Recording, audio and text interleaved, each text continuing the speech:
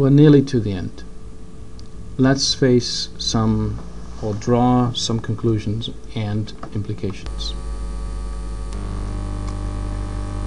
First of all, as you've seen in the enormous variation in test difficulty across different tests, that you have to be aware of substantial noise in decision making.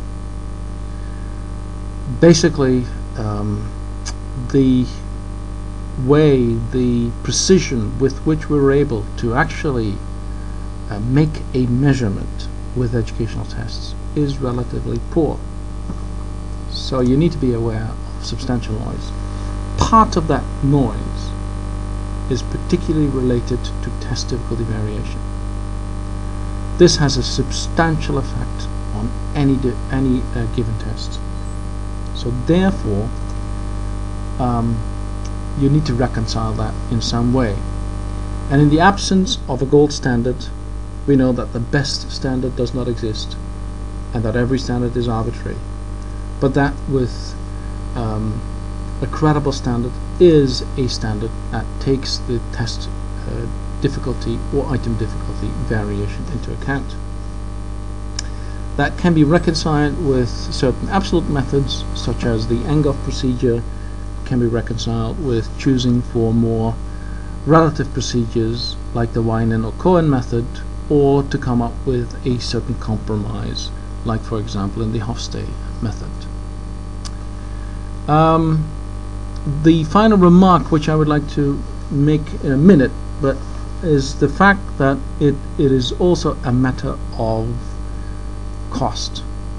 What are you able to afford in relation to the purpose of your test?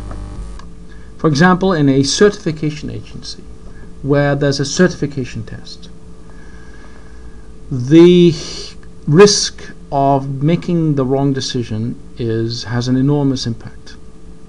So therefore, the certification agencies uses the most expensive and most robust procedures, criterion referencing their judgments, using the Enghoff estimate or a variation to that.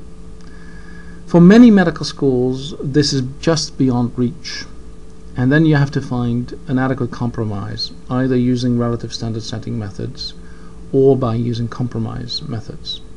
So it's all a matter of making an informed decision in your particular educational practice, depending on the circumstances and depending on the resources that you have available. And finally, setting standards absolutely requires some relativity.